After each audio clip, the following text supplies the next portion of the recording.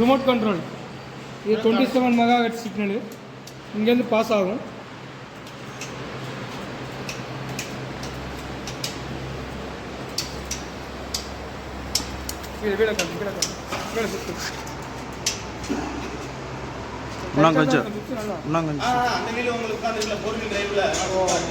Front wheel அப்போ சுத்துறா அதை காமிடா ஆதி சுத்து கார்த்திகாது.